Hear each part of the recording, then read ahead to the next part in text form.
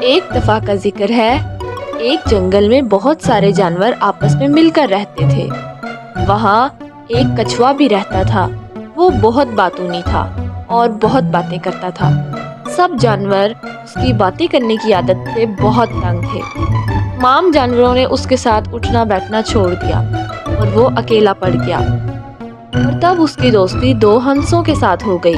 دونوں ہنس کچھوے کے ساتھ وقت گزارنے لگے۔ وہ لوگ آپس میں مل کر ہنسی خوشی رہنے لگے۔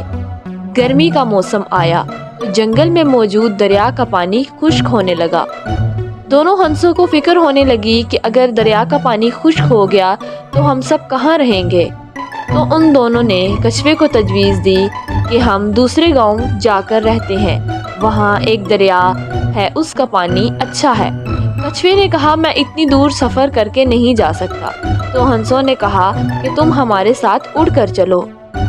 دونوں ہنسوں نے ایک رسی کچھوے کو دی کہ اس کو منہ سے پکڑ لو، اور اس کو سمجھا دیا تھا کہ جب ہم اڑ رہے ہوں گے تو تم نے بولنا نہیں ہے ورنہ تم گر جاؤ گے۔ کچھوے نے رسی کو پکڑ لیا اور دونوں ہنسوں نے اڑنا شروع کیا۔ وہ دونوں اڑتے جا رہے تھے کہ وہ ایک گاؤں کے اوپر سے گزرے۔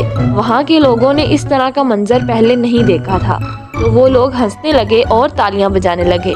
کچھوا بہت خوش ہوا اور اس نے کہا نیچے کیا ہو رہا ہے۔ کچھوے نے جیسے ہی بات کرنے کے لیے اپنا منہ کھولا تو وہ دھڑم سے نیچے جا گرا اور گرتے ہی مر گیا۔ پیارے بچوں، اس کہانی سے ہمیں یہ سبق ملتا ہے کہ ہمیں زیادہ نہیں بولنا چاہیے، کیونکہ زیادہ بولنے سے کوئی نہ کوئی غلطی ہوگی، اور بڑا دانا وہ ہے جو اپنے لبوں کو بند رکھتا ہے۔